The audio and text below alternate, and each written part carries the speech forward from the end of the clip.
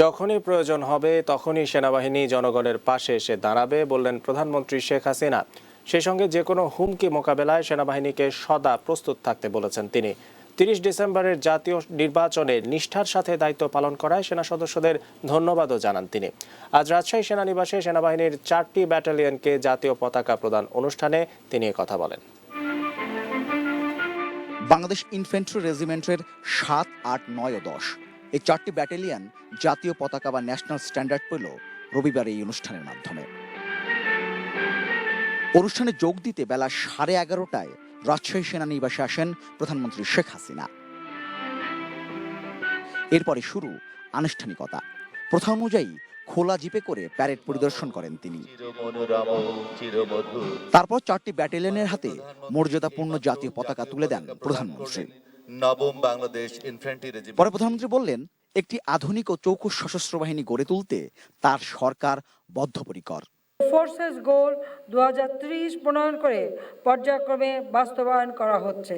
প্রশিক্ষণ প্রতিষ্ঠান প্রতিষ্ঠা করা হয়েছে। ইতিমধ্যে আমরা সেনাবাহিনীতে 3টি নতুন ডিভিশনও প্রতিষ্ঠা করেছি। অত্যাধুনিক বিভিন্ন যুদ্ধাস্ত্র, হেলিকপ্টার, আর্টিলারি গান ও মডার্ন ইনফ্যান্ট্রি গ্যাজেট ইত্যাদি সংযোজন করে সেনাবাহিনীর আভিযানিক সক্ষমতাকে বহুলাংশে বৃদ্ধি করা হয়েছে। একাদশ জাতীয় সংসদ নির্বাচনে দায়িত্বশীল ভূমিকা পালন করায় সেনা সদস্যদের ধন্যবাদও জানিয়েছেন তিনি।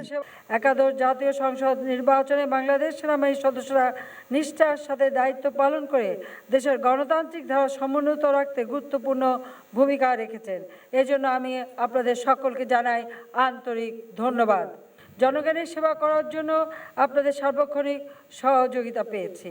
বর্তমান সরকার রাষ্ট্র পরিচালনার সময় যখনই প্রয়োজন হবে তখনই সেনাবাহিনী জনগণের পাশে এসে দাঁড়াবে, এটা আমার দৃঢ় বিশ্বাস। সর্বোচ্চ পেশাদারিত্বের সাথে দায়িত্ব পালন করতেও সেনা সদস্যদের এ সময় নির্দেশ দেন প্রধানমন্ত্রী।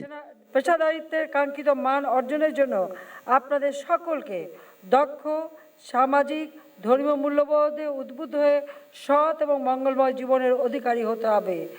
পবিত্র সংবিধান ও দেশ মাতৃকার সার্বভৌমত্ব রক্ষার জন্য আপনাদের ঐক্যবদ্ধ থেকে আভ্যন্তরীণ কিংবা বাহ্যিক যে কোনো হুমকি মোকাবেলায় সদা প্রস্তুত থাকতে হবে। পরে সেনা সদস্যদের অংশগ্রহণে মনোজ্ঞ লাঠি খেলা উপভোগ করেন প্রধানমন্ত্রী শেখ হাসিনা।